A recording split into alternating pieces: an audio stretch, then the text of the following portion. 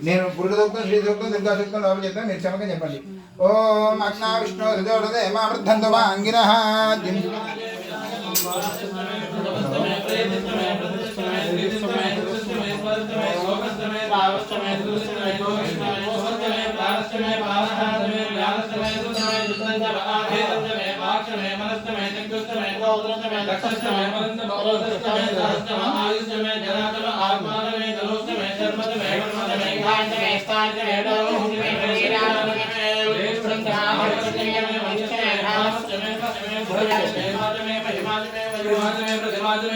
में